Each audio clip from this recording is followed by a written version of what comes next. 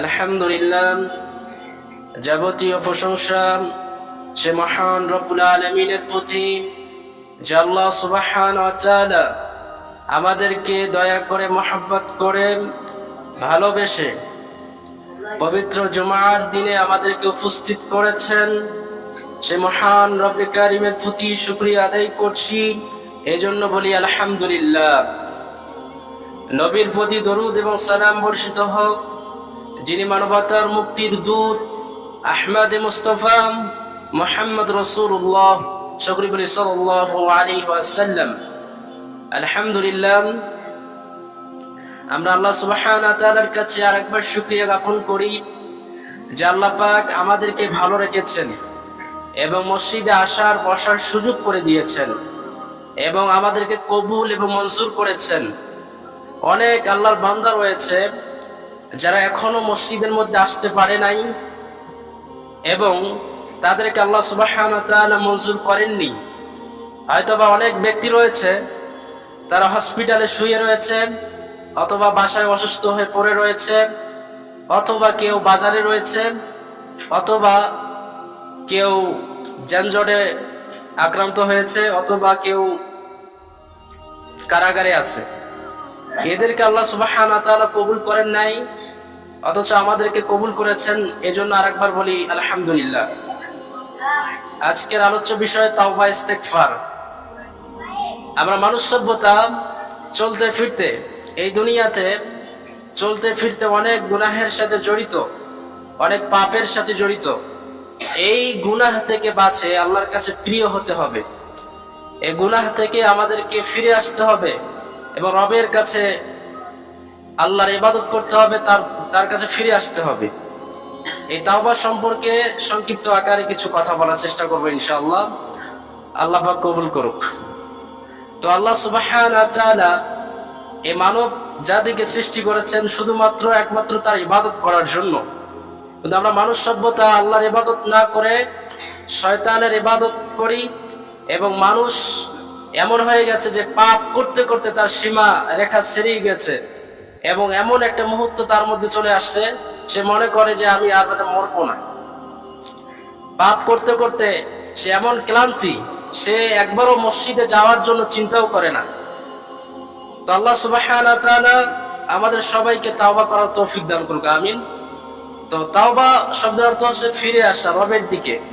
তাওবা শব্দের অর্থ হচ্ছে আল্লাহর দিকে ফিরে আসা, সকল অপরাধের জন্য অনুতপ্ত হওয়া, একমাত্র শুধুমাত্র আল্লাহর ইবাদত করা, আল্লাহর দিকেই ফিরে আসা। তো আল্লাহ সুবহানাহু ওয়া তাআলা সূরা আশ-শুরার মধ্যে বলছেন, হুয়াল্লাযী ইয়কবালু তাওবাতা আন ইবাদিহি, তিনি বলছেন তিনি আল্লাহ সুবহানাহু ওয়া তাআলা বান্দার তাওবা কবুল করেন। বলি সুবহানাল্লাহ।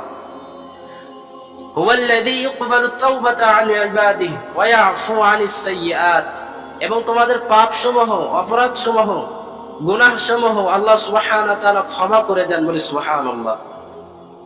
আল্লাহ সুবহানাহু ওয়া তাআলা বলছেন যে তোমাদের পাপসমূহ, গুনাহসমূহ আল্লাহ সুবহানাহু ওয়া তাআলা ক্ষমা করেন। তারপরে বলছেন ওয়া ইয়ালামু মা তাফআলুন, তারপরে আল্লাহ সুবহানাহু ওয়া তাআলা বলছেন তোমরা যা করো তা সম্পর্কে আমি আল্লাহ সুবহানাহু ওয়া তাআলা জানি। তো আমরা যতগুলো অপকর্ম করছি, যতগুলো পাপের সাথে জড়িত রয়েছি, এ সম্পর্কে আল্লাহ সুবহানাহু ওয়া তাআলা অবগত, তিনি জানেন। আপনি গোপনে পাপ করছেন মানুষকে না জানিয়ে, অথচ আল্লাহ সুবহানাহু ওয়া তাআলা সেটা জানেন। এই দুনিয়াতে আমাদের স্ত্রী, সন্তান, মা বাবা সবাইকে ধোঁকা দিয়ে গুনাহের কাজ করছি, অথচ আমরা মনে করছি যে তারা হয়তো জানে না, কিন্তু আল্লাহ সুবহানাহু ওয়া তাআলা অবশ্যই এটা সম্পর্কে অবগত। হয়তোবা এলাকাবাসীর ভয়ে এমন এক পাপের সাথে জড়িত যে মনে করছি এলাকাবাসী জানে না, কিন্তু আল্লাহ সুবহানাহু ওয়া তাআলা ঠিকই জানেন। এজন্য আল্লাহর কাছে তওবা করে ফিরে আসতে হবে, একমাত্র পথ ফিরে আসা। এই মানুষ সভ্যতা তো গুনাহ করবে, মানুষ তো গুনাহের সাথে জড়িত হবে, কিন্তু মানুষ গুনাহ করার পরে যদি তওবা করে আল্লাহর কাছে ফিরে আসে, আল্লাহ সুবহানাহু ওয়া তাআলা তার তওবা কবুল করবেন এবং আনন্দিত হবেন।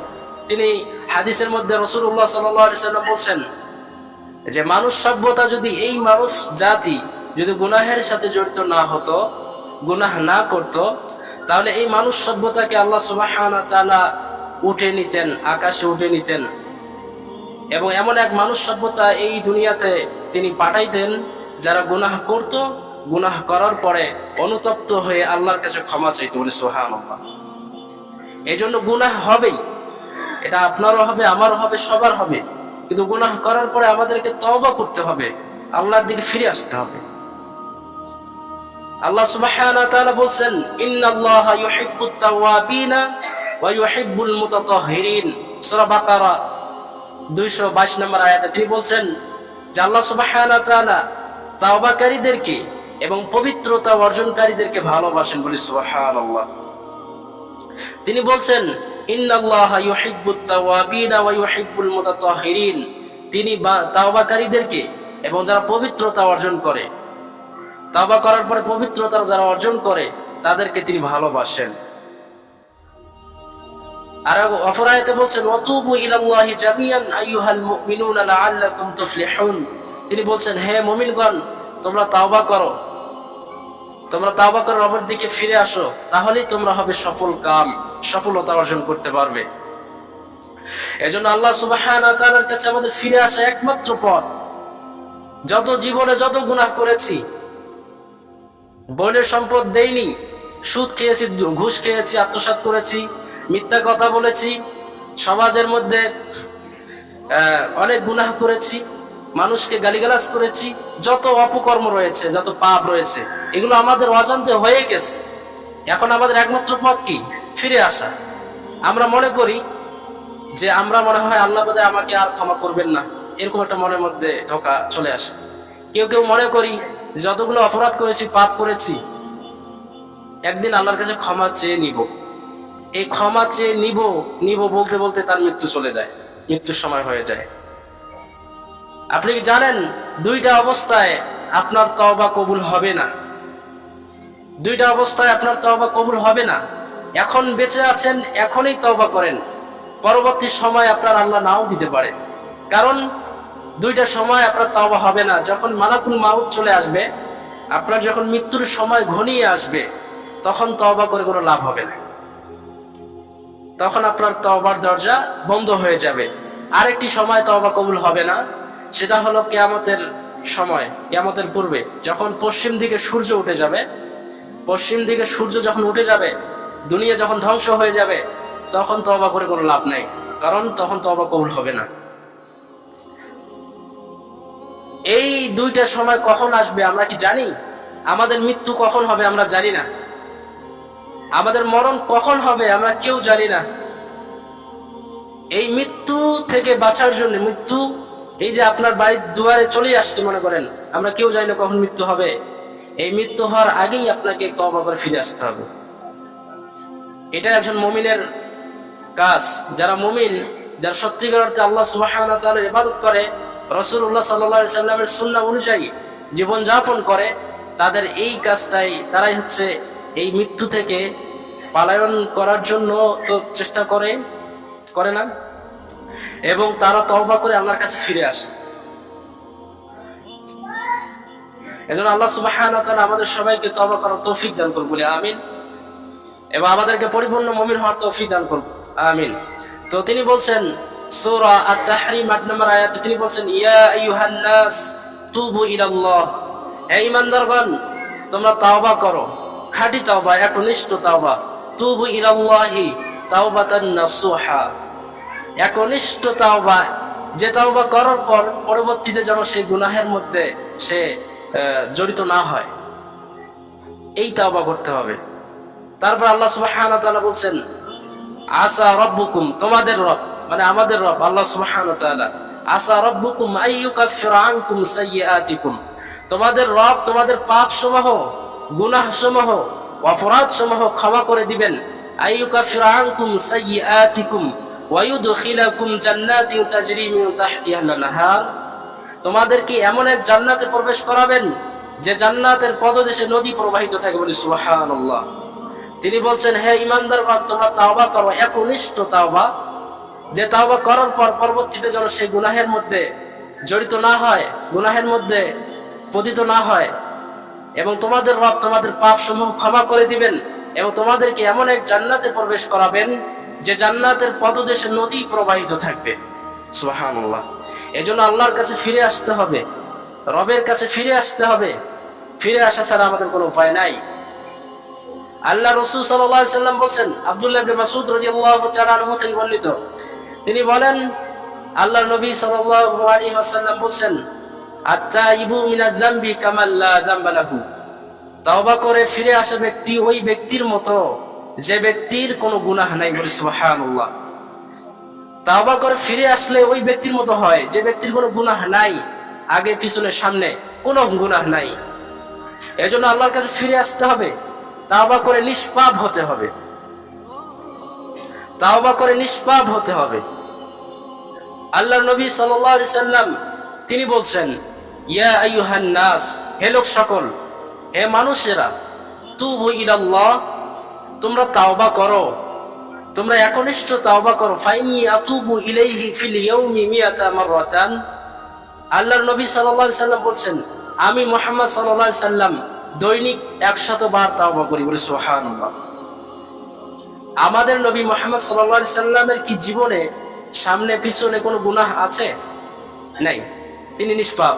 তবুও তিনি 100 বার তাওবা করেন, কোন হাদিসে 70 বার তিনি তাওবা করেন আল্লাহর কাছে। এটা কেন করেন? তিনি জানেন যে আমার উম্মতরা গুনাহের মধ্যে লিপ্ত হবে, আমার উম্মতরা এমন এমন পাপের সাথে জড়িত হবে, তারা তাদের জন্য, আমাদের জন্যই তিনি তাওবা করতেন, যে আমার উম্মত যেন এইখান থেকে শিক্ষা অর্জন করে। তারা যেন মনে করে যে আমাদের নবী, যার আগে পিছনে সামনে কোনো গুনাহ নাই, তিনি তাওবা করছেন 100 বার, আর আমরা একবার করছি না। এটা আমাদের শিক্ষা।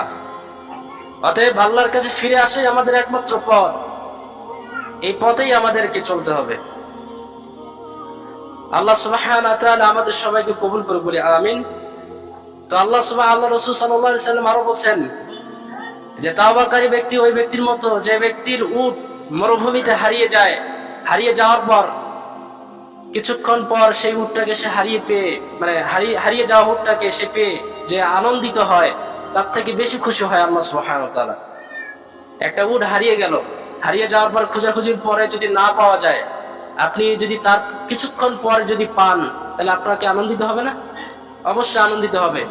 আল্লাহ রাসূল সাল্লাল্লাহু আলাইহি ওয়াসাল্লাম বলছেন, তার থেকে দ্বিগুণ আনন্দিত হয় আল্লাহ সুবহানাহু ওয়া তাআলা যে ব্যক্তি তাওবা করে আল্লাহর কাছে ফিরে আসে। বনী ইসরাঈলের একজন ব্যক্তি, রাসূলুল্লাহ সাল্লাল্লাহু আলাইহি ওয়াসাল্লাম বলছেন, বনী ইসরাঈলের একজন ব্যক্তি সে 99টি খুন করেছিল। আপনারা কি জানেন? সে 99টি খুন করেছিল, এবং 99টি খুন করার পর তার মনে জাগলো যে সে তাওবা করবে, আল্লাহর কাছে ফিরে আসবে। সে তাওবা করার জন্য ছুটাছুটি করছে, এবং এক পর্যায়ে সে একজন আবেদের কাছে চলে যায়। সে আবেদের কাছে যে জিজ্ঞাসা করে যে আমি তো 99টি খুন করেছি, আমি কি আল্লাহ সুবহানাহু ওয়া তাআলার কাছে ফিরে তওবা করে ফিরে আসতে পারবো? আল্লাহ কি আমাকে ক্ষমা করবেন? এই চিন্তা সে করতে লাগলো। এই চিন্তা করতে একজন আবেদের কাছে গেলেন। যাওয়ার পরে তাকে জিজ্ঞাসা করলেন যে আমি 99টি খুন করেছি, আমি কি আল্লাহ সুবহানাহু ওয়া তাআলার কাছে তওবা করে আল্লাহ কি আমাকে তওবা কবুল করবেন? সে বলল যে না, তোমার তওবা কবুল হবে না। সে রাগ হয়ে তাকেও খুন করে ফেললো। খুন করার পরে সে 100 খুন করলো। 100 খুন করার পরে সে আবার চিন্তিত হয়ে গেল এবং বলতে লাগলো যে আমাকে কি আল্লাহ ক্ষমা করবেন? এইভাবে বলা বলি শুরু করলো। তখন সে একজন আলেমের কাছে গেল। আলেমের কাছে গিয়ে জিজ্ঞাসা করলো যে আমি 100টা খুন করেছি, বলতে 99টি খুন করেছি।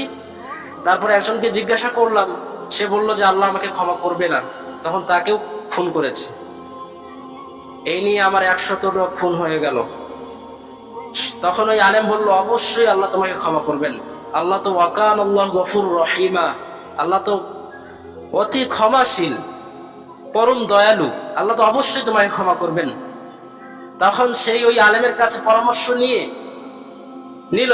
সেই আলেম সাহেব তাকে বলল যে তুমি এই গ্রাম থেকে চলে যাও, ভালো গ্রামে বসবাস করো এবং আল্লাহর ইবাদত করো, আল্লাহর কাছে ফিরে আসো। তখন তিনি ওই আলেমের কাছে পরামর্শ নিয়ে এই বাড়ি থেকে বের হচ্ছেন, হইতে হইতেই তার মৃত্যু চলে আসে। এবং ফেরেশতারা, জান্নাতের ফেরেশতা এবং জাহান্নামের ফেরেশতারা আসে। কে তাকে বহন করবে? তখন এটা নিয়ে দ্বন্দ্ব হয়, ফেরেশতাদের মধ্যে একটু কথা কাটাকাটি হয়। তখন আল্লাহ সুবহানাহু ওয়া তাআলা বললেন যে তোরা মেপে দেখো, যদি খারাপ জায়গাটা কাছে হয় তাহলে তাকে জাহান্নামে নিক্ষেপ করো, আর যদি ভালো জায়গাটা কাছে হয় তাহলে তাকে জান্নাতে নিয়ে যাও। মেপে দেখা হলো যে ভালো জায়গাটা কাছে, অথচ খারাপ জায়গাটা কাছে ছিল। তখন আল্লাহর কুদরতে ভালো জায়গাটা কাছে হয়ে গেল। এই ব্যক্তিকে আমাদের দিন জান্নাতে যাবে বলে সুবহানাল্লাহ। আল্লাহ তাকে কবুল মাফ করে দিয়েছেন। তো এই ব্যক্তিকে যদি আল্লাহ সুবহানাহু ওয়া তাআলা ক্ষমা করে দিতে পারেন, আমাদেরকে কেন দিবেন না? অবশ্যই দিবেন। আল্লাহ সুবহানাহু ওয়া তাআলা তো প্রত্যেক রাতে প্রথম আসমানে এসে ডাকতে থাকেন, বলতে থাকেন, কে আছো আমার কাছে ক্ষমা চাইবে, আমি ক্ষমা করে দিব। কে আছো আমার কাছে ধন সম্পদ চাইবে, আমি ধন সম্পদ দিয়ে দিব। এইভাবে তিনি বলতে থাকেন প্রত্যেক দিন, প্রত্যেক রাত। তো এই মানুষ সভ্যতা আমরা কি করি? গুনাহের সাথে জড়িত, রাতের মধ্যে গুনাহের মধ্যে কাজ করছি, দিনে করছি। আল্লাহকে একবারও ডাকার সুযোগ আমাদের হয় না। আজকে ফজর টাইমে দেখতেছি নামাজের সময় ওইদিকে বক্স বাজতেছে ধুমধাম, অথচ নামাজের সময় হয়ে গেছে ফজর। তো এই যে আমরা গুনাহের সাথে জড়িত, পাপের সাথে জড়িত, আল্লাহর কাছে ফিরে আসা ছাড়া আমাদের কি ভয়? এজন্য আল্লাহর কাছে ফিরে আসতে হবে। কখন মৃত্যু হয়ে যাবে আমরা কেউ জানি না। এই মৃত্যুটা এমন একটি জিনিস যে মৃত্যু সম্পর্কে আমরা কেউ জানি না কখন মৃত্যু হয়ে যাবে।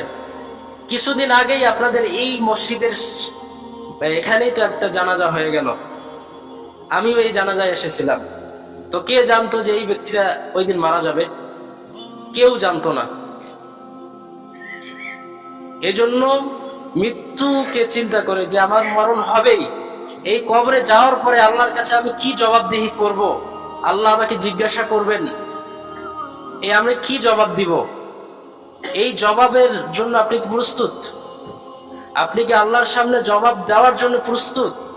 আল্লাহ সুবহানাহু ওয়া তাআলা আপনাকে যে প্রশ্ন করবেন যে তুমি সালাত আদায় করেছো কিনা, আপনি কি এই সালাতের হিসাব দিতে পারবেন? সামান্য যে পানির হিসাব চান আল্লাহ সুবহানাহু ওয়া তাআলা, এই পানির হিসাব আমরা কেউ দিতে পারবো না। এজন্য আল্লাহর কাছে ফিরে আসাই একমাত্র আমাদের পথ। আল্লাহ পাক কবুল করুক বলে আমিন। তো মৃত্যু কখন হয়ে যাবে আমরা কেউ জানি না। আপনি কি দেখেননি রাস্তায় কত মানুষ অ্যাক্সিডেন্ট হয়ে মারা যাচ্ছে? কিছুদিন আগে, 2 দিন আগে মনে হয়, এই মাথা ছিদ্র হয়ে গেল একটা মহিলার, আপনাদের পঞ্চগড়ে ব্রিজের উপরে মানুষ মারা গেল। রেল লাইনে কত মানুষ কাটা পড়ে মারা যায়, বিছানায় শুয়ে থাকা অবস্থায় মারা যায় মানুষ। কত মানুষ মৃত্যুবরণ করছে। আমিও তো একদিন মৃত্যুবরণ করব। তো আমি যে মৃত্যুবরণ করব, এই 40 বছর, 60 বছর, 70 বছর খালি গুনাহ করলাম, একবারও আল্লাহর নাম মুখে নিলাম না, ইবাদত তো করলামই না, মসজিদ তো আসলামই না, তওবা করে আল্লাহর কাছে ফিরেও আসলাম না। আপনি কবরে কি জবাব দিবেন? এজন্য আল্লাহর কাছে ফিরে আসাই আমাদের একমাত্র পথ। মৃত্যু হয়ে গেলে আমাদের কেউ আপন হবে না। মৃত্যু হয়ে গেলে আমাদের কেউ আপন হবে না। আজকে শীতের সময় কেউ কোনো ব্যক্তি যে মারা যায়, তাকে কি ল্যাপ কম্বল গায়ে দিয়ে তাদেরকে কি দাফন করা হয়? ওই কাপড়টাই দাফন করা হয়। আর যদি খুব গরম, অতিরিক্ত গরম, তাকে কি ওই ফ্যান দেওয়া হয়? কবরে দেওয়া হয় না, ওই একই কাপড় দেওয়া হয়। শীতের সময় একই কাপড়, আবার খুব গরমের সময় একই কাপড়। তাহলে এই জীবনে আমরা দুনিয়াতে আছি, এত বাহাদুরি করছি, জেনা, ব্যভিচার, অত্যাচার, মানুষের সম্পদ লুটপাট, আরো কত কর্মের সাথে জড়িত। একবারও চিন্তা করছি না যে আমার মরণ হবে।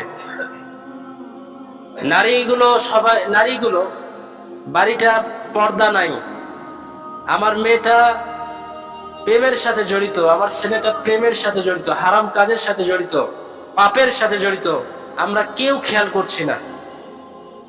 কিয়ামতের দিন আল্লাহ সুবহানাহু ওয়া তাআলা বাবাকে জিজ্ঞাসা করবেন, যে বাড়ির যে গার্জিয়ান, তাকে আল্লাহ সুবহানাহু ওয়া তাআলা জিজ্ঞাসা করবেন তার বাড়ি মানে পরিবার সম্পর্কে, সে পরিবারের কি দায়িত্ব পালন করেছে এই সম্পর্কে আল্লাহ সুবহানাহু ওয়া তাআলা জিজ্ঞাসা করবেন। ঠিক তেমনি ভাবে একজন মাকেও জিজ্ঞাসা করা হবে সে পরিবার সম্পর্কে কি দায়িত্ব পালন করেছে। আমরা প্রত্যেককেই দায়িত্বশীল, পরিবার সম্পর্কে দায়িত্বশীল, সমাজের দায়িত্বশীল, যারা সমাজের দায়িত্বে আছে তারা দায়িত্বশীল, যারা রাষ্ট্রে আছে তারা রাষ্ট্রের দায়িত্বশীল, প্রত্যেককেই দায়িত্বশীল। এজন্য আল্লাহর কাছে ফিরে আসা ছাড়া কোনো উপায় নাই। আপনি একদিন এই 60 বছর 70 বছর যে গুনাহ করেছেন, এতগুলো গুনাহ করেছেন, আপনি একদিন আল্লাহর কাছে ফিরে আসেন এবং রাত্রেবেলা উঠে মসজিদে একা একা এসে 2 রাকাত নামাজ পড়েন, নামাজ পড়ে আল্লাহর কাছে কান্নাকাটি করেন। এই জীবনে যত গুনাহ করেছেন আল্লাহ সুবহানাহু ওয়া তাআলা সমস্ত গুনাহ আপনাকে ক্ষমা করে দেবে বলে সুবহানাল্লাহ।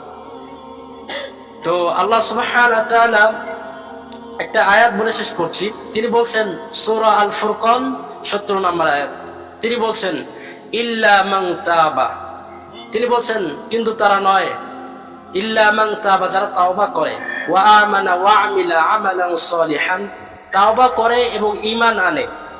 আমরা তাওবা করেছি এবং ঈমান এনেছি।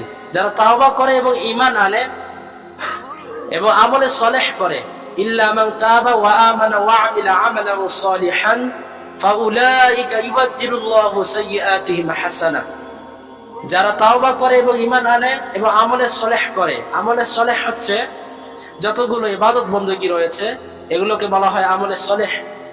তারপরে আল্লাহ সুবহানাহু ওয়া তাআলা বলছেন ফাউলাইকা ইউবাদদিলুল্লাহু সাইয়্যাতিহিম হাসানাহ, এবং তার পাপ সমূহ, অপরাধ সমূহ আল্লাহ সুবহানাহু ওয়া তাআলা উত্তম আমল দ্বারা পরিবর্তন করে দিবে বলে সুবহানাল্লাহ। এই জীবনে যত গুনাহ করেছি 60 বছর 70 বছর 80 বছর, এই গুনাহগুলোকে আল্লাহ সুবহানাহু ওয়া তাআলা উত্তম আমল দ্বারা পরিবর্তন করে দিবে বলে সুবহানাল্লাহ। এই জন্য আল্লাহর কাছে ফিরে আসা আমাদের একমাত্র কর্তব্য, দায়িত্ব। ফিরে আসা ছাড়া কোনো উপায় নাই। আল্লাহ পাক কবুল করুক বলি আমিন। আমাদের সবাইকে ঈমান এবং আমল নিয়ে কবরে যাওয়ার তৌফিক দান করুক বলি আমিন। এবং আমাদের সবাইকে আল্লাহ সুবহানাহু ওয়া তাআলা পরিপূর্ণ তাওবা করে, তাওবাতান নাসুহা, একনিষ্ঠ তাওবা করে কবরে যাওয়ার তৌফিক দান করুক বলি আমিন। এবং আমাদের সবাই পরিবারগুলোকে আল্লাহ সুবহানাহু ওয়া তাআলা দ্বীনের উপর প্রতিষ্ঠিত করার তৌফিক দান করুক বলি আমিন। তো আল্লাহ সুবহানাহু ওয়া তাআলা আমাদের সবাইকে জেনে বুঝে আমল করার তৌফিক দান করুক। আমরা সকলে 5 ওয়াক্ত সালাত জামাতের সহিত পড়ব এবং জামাতের সহিত আমরা সবাই জামাতে এসে নামাজ পড়ার চেষ্টা করব এবং হালাল উপার্জন করব, হারামের সাথে কোনো সম্পর্ক যেন না থাকে। এ তো আবার আলোচনা অনেক, সুদের সাথে জড়িত, ঘুষ, দুর্নীতিবাদ, আত্মসাৎ, এগুলো থেকে আমরা দূরে থাকি। এমন অনেক মুরব্বী রয়েছে যারা নামাজ কালামও পড়ে, দাড়ি আছে, টুপি আছে, অথচ বোনের জমির ভাগ এখনো দেয়নি। আপন ভাইয়ের যে ভাগটা, আপন ভাই যে যতটুকু ভাগ পাবে এই ভাগটা সে পরিপূর্ণ আদায় করেনি, অথচ নামাজ পড়ে। এই নামাজ পড়ে অনেক ব্যক্তি এইগুলো কাজের সাথে জড়িত। এগুলো করা যাবে না। অনেক ব্যক্তি রয়েছে নামাজ পড়ে, রোজা রাখে, সব করে, কিন্তু আইন নিয়ে ঠেলাঠেলি, একটু জায়গা এদিক সেদিক হতে দেয় না, অথচ বেশি করে মানুষের আইন কাটে। এইগুলো সমাজ থেকে দূর করতে হবে। কেউ যদি অপর কোনো ভাইয়ের 1 বিঘা জমি অন্যায়ভাবে আত্মসাৎ করে, কিয়ামতের দিন তার 7 তবক জমিন তার গলায় ঝুলিয়ে দেওয়া হবে, কঠিন শাস্তি হবে তার। এই জন্য এগুলো থেকে আমাদের দূরে থাকতে হবে। সুদ খাওয়া থেকে আমাদের দূরে থাকতে হবে। আপনারা জানেন যারা সুদ খায় তাদের সব থেকে নিম্ন যে শাখাটা, সেটা হলো সে নিজের আপন মায়ের সাথে জেনা করে, বলে নাউজুবিল্লাহ। সমাজে কেউ যদি নিজের আপন মায়ের সাথে জেনা করে, তাহলে আপনি তাকে কি চোখে দেখেন? আপনি তাকে মেরে ফেলতে চাবেন না? তো সুদ খাওয়ার মাধ্যমে এই অপরাধের সাথে সে জড়িত। আপনি তাকে কি বলছেন? তাকে অনেক সম্মানে রাখছেন এবং মনে করছেন এটা সম্মানিত ব্যক্তি। এগুলো থেকে আমাদের দূরে থাকতে হবে। এবং প্রতিটা গ্রামে, প্রতিটা জায়গায় কিস্তি দিয়ে ভরা, আর এই কিস্তি আর ওই কিস্তি, যতগুলো ব্যাংকিং সিস্টেম রয়েছে কিস্তির আওতায়, এগুলো হচ্ছে সুদের কারবার। এগুলো থেকে আমাদের দূরে থাকতে হবে। এগুলো হচ্ছে পাপ, অপরাধ, এগুলো হচ্ছে অপরাধ। এবং মিথ্যা, আমরা সমাজের মধ্যে এমন মিথ্যা বলি, মিথ্যা যে বলছি, খুব মিথ্যা বলছি, মনে করছি না যে এটা আমাদের অপরাধ হচ্ছে। যারা মিথ্যা কথা বলে তারা মুনাফিক। এই মিথ্যা থেকে আমাদের দূরে থাকতে হবে। আল্লাহ পাক কবুল করুক, আমিন। আল্লাহ সুবহানাহু ওয়া তাআলা আমাদের সবাইকে পাপ কাজ থেকে দূরে রাখার তৌফিক দান করুক, আমিন। এবং যারা যুবক বয়সের যারা রয়েছে, অনেকে প্রেম প্রীতির সাথে জড়িত, হারাম রিলেশন, এবং অনেকে রয়েছে স্মার্টফোনের মধ্যে পর্নোগ্রাফি দেখে, পর্নোগ্রাফি, অশ্লীল ভিডিও, এগুলো দেখে তার জীবনের যে শরীরের যে অবস্থা সে ঘায়েল করে দিয়েছে। শরীরের যে অবস্থা, এখন যুব সমাজ এগুলোর মধ্যে জড়িত। আর একটি রয়েছে ক্যাসিনো। ক্যাসিনো খেলে খেলে জমি জায়গা, অনেকে তো জমি জায়গা পর্যন্ত শেষ করে দিয়েছে। ক্যাসিনো খেলে টাকা পয়সা কোথা থেকে কোথায় যাচ্ছে, জুয়া, এগুলো থেকে আমাদের দূরে থাকতে হবে। আল্লাহ পাক কবুল করুক, আমিন। এগুলো সমস্ত কিছু পাপ, এগুলো পাপ, অপরাধ। এই অপরাধ থেকে আমাদের দূরে থাকতে হবে। আল্লাহ পাক কবুল করুক, আমিন। তো যে কথাটা বলতে চাচ্ছি যে আমাদের ব্যাংহারি মৌলভীপাড়া দারুস সালাম কওমি মাদ্রাসার আমি হেফজো খানার টিচার। তো আপনারা জানেন 2জন বাচ্চা এখান থেকে হাফেজ হয়েছে, জানেন তো নাকি? তো এই মাদ্রাসাটা আপনাদেরই মাদ্রাসা, এটা আপনাদেরই প্রতিষ্ঠান, গ্রামের প্রতিষ্ঠান। আপনারা সকলেই এই মাদ্রাসায় দান করবেন। এই ধানের সিজন এসে গেছে, আপনারা সকলেই দান করবেন, ধান দিবেন। আমরা হয়তো কালকে বের হওয়ার চেষ্টা করব। আপনাদের কাছে আহ্বান, আপনারা সকলেই, আপনাদের প্রতিষ্ঠান, আপনারা কেউ মনের মধ্যে ক্ষোভ রাখবেন না যে এই প্রতিষ্ঠানটা সম্পর্কে আপনাদের কারো কারো ক্ষোভ থাকতে পারে। ক্ষোভ রাখার কোনো কারণ নাই, আপনারা রাখবেন না। একমাত্র আল্লাহ সুবহানাহু ওয়া তাআলাকে সন্তুষ্ট করার জন্য আপনারা দান করবেন এবং আল্লাহকে দেওয়ার জন্য মনে করবেন যে এটা আল্লাহ সুবহানাহু ওয়া তাআলার জন্যই দিয়ে দিয়েছি। আপনার মাল সম্পদ দিয়ে হলেও এই প্রতিষ্ঠানটা আপনি গড়ে তুলবেন। এখানে কাজ চলছে, হেফজোখানায় কাজ চলছে, যেখানে ছোট ছোট বাচ্চাগুলো কোরআন পড়ছে, হেফজো করতেছে, মুখস্থ করতেছে। এই হাফেজে কোরআনগুলো এরা এখানে পড়ছে, দিন রাত কোরআন তেলাওয়াত হচ্ছে। এখানে আপনারা বেশি বেশি দান করবেন, এটা আপনার সদকায়ে জারিয়া হয়ে থাকবে। আপনারা যদি পারেন, এখন কাজ চলছে, আপনারা যদি কেউ পারেন সিমেন্ট দিয়ে সহযোগিতা করবেন, এটা আপনার স্থায়ী সদকায়ে জারিয়া থেকে যাবে। আপনার মৃত্যুর পরেও এই সদকায়ে জারিয়া আপনি পাবেন কবরে শুয়ে। সুবহানাল্লাহ। অতএব আপনারা এখানে দান করবেন। এখানে কোরআনের পাখিরা পড়ে, এখানে তো অন্য কোনো কিছু হয় না। এখানে সারা দিন রাত 24 ঘন্টা কোরআন তেলাওয়াত হয় এবং হাফেজে কোরআনরা পড়ে। এখানে আপনারা বেশি বেশি দান করবেন এবং আপনাদেরকে আহ্বান করব, আপনারা যদি কেউ ইচ্ছা থাকে যে আমি সিমেন্ট দিব, আপনারা দিতে পারেন। নামাজের পরে হয়তো আমার সাথে দেখা করতে পারেন। আল্লাহ পাক আপনাদের দানকে কবুল করুক, আমিন। এবং আপনারা সকলে আমাদের এই মাদ্রাসার জন্য ধান রাখবেন। আমরা কালকে হয়তো বের হতে পারি ইনশাল্লাহ। তো আপনারা সকলে আপনাদের প্রতিষ্ঠানেরা আপনারা এখান থেকে বাচ্চা দিবেন। এখানে আপনাদের মাদ্রাসা এমন উন্নত হবে, এখান থেকে দেশ বিদেশে তারা সফর করবে এবং এখান থেকে দেশ বিদেশে তারা ইলম অর্জন করার জন্য যাবে এবং দিনের দাওয়াত করবে। এজন্য আপনাদেরকে আহ্বান করছি, আপনারা সকলেই এই মাদ্রাসায় দান করবেন। এই মাদ্রাসার আপনারই মাদ্রাসা। আমরা হয়তো আজ আছি, কাল নেই, আমরা তো দূরের মানুষ। আপনাদেরই মাদ্রাসা, এখানে উন্নয়ন হলে আপনাদেরই সুনাম। এখানে যদি প্রতিষ্ঠানটা থেকে হাফেজ, আলেম এবং দিনের দায় বের হয়, আপনাদের গ্রামটা পবিত্র হয়ে যাবে এবং আপনাদের এই গ্রামে যত বিপদ আপদ আছে আল্লাহ পাক কাটিয়ে দিবেন ইনশাআল্লাহ। এজন্য আমরা এখানে বেশি বেশি দান করব। দান করলে ভবিষ্যতে যে আপনার যে বিপদ হয়ে আছে, অথবা ভবিষ্যতে আপনার কোনো বড় ধরনের একটা বিপদ হতে পারে, এই বিপদ থেকে আল্লাহ পাক আপনাকে দূরে রাখবে, সুবহানাল্লাহ। এজন্য আমরা বেশি বেশি দান করব। মসজিদ, মাদ্রাসা, এই মসজিদটাকেও আমরা বেশি বেশি আবাদ করব। এই মসজিদে বেশি বেশি দান করব। মসজিদটা আরো উন্নতি করব। মসজিদ মাদ্রাসায় বেশি বেশি দান করব। আল্লাহ পাক কবুল করুক বলে আমিন। ওয়া আখিরু দাওয়ানা আলহামদুলিল্লাহি রাব্বিল আলামিন। সুবহানাকা আল্লাহুম্মা বিহামদিকা আশহাদু আল্লা ইলাহা ইল্লা আনতা আস্তাগফিরুকা ওয়া আতুবু ইলাইক। আসসালামু আলাইকুম।